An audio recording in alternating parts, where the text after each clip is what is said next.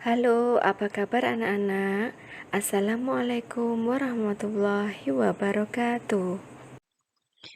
Nah, hari ini kita akan belajar tentang tema 1, subtema 1, pembelajaran 3. Menjelaskan perkembangbiakan tumbuhan secara vegetatif. Perkembangbiakan secara vegetatif terjadi tanpa adanya peleburan antara sel kelamin jantan dan sel kelamin betina. Jadi, perkembangbiakan secara vegetatif itu berkebalikan dengan perkembangbiakan secara generatif. Kalau generatif, diawali peleburan antara sel kelamin jantan dan betina, tetapi kalau vegetatif, tanpa adanya peleburan antara sel kelamin jantan dan sel kelamin betina. Tujuannya untuk menghasilkan tumbuhan baru atau tumbuhan dengan sifat baru. Perkembangbiakan vegetatif dapat terjadi secara alami maupun buatan. Kalau buatan berarti adanya campur tangan manusia atau bantuan dari manusia. Perkembangbiakan vegetatif alami dapat terjadi dengan tunas. Contohnya pada pohon pisang. Umbi lapis, contohnya bawang merah.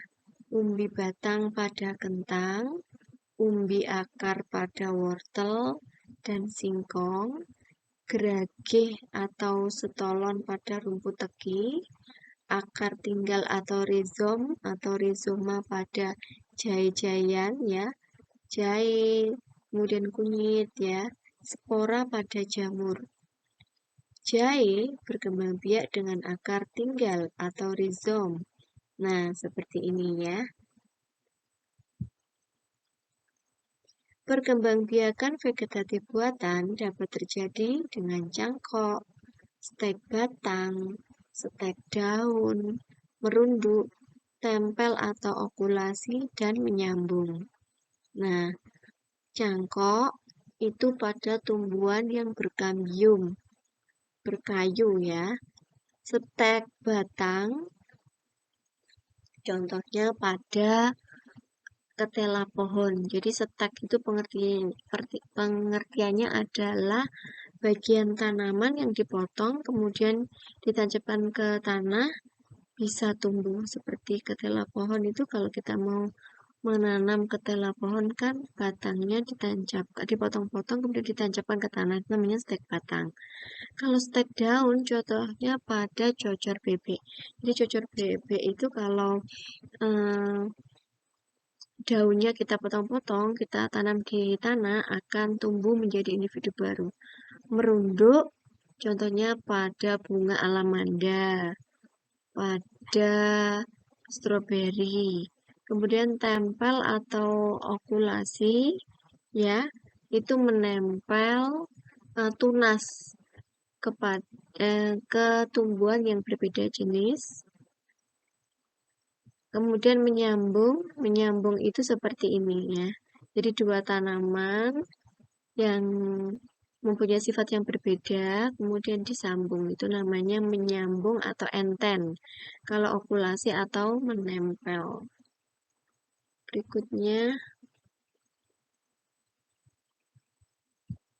Nah ini. Bahasa Indonesia, ide pokok dalam teks laporan. Ide pokok dalam suatu paragraf dapat ditemukan dengan cara yang pertama, bacalah isi paragraf dengan seksama, kemudian temukan kalimat utama dan kalimat penjelas ya. Kalimat utama berada di awal biasanya, ada juga yang di akhir atau di tengah, tapi paling banyak itu di awal. Setelah kalimat utama itu diikuti oleh kalimat penjelas. Tentukan informasi yang terdapat dalam kalimat utama. Setelah menemukan ide pokok pada setiap paragraf, kamu dapat menulis ulang ide pokok tersebut dalam bentuk diagram. Nah, seperti ini. Nah, jadi kalau ada suatu paragraf, kemudian judulnya apa, kalian bisa membuat diagram seperti ini ya. Judulnya ditaruh di tengah. Ide pokok paragraf pertama apa? 2 apa? 3 apa? 4 apa? Seperti itu. Ide pokok itu berada pada kalimat utama. Ya, itu saja yang kita pelajari hari ini. Semoga bermanfaat. Wassalamualaikum warahmatullahi wabarakatuh.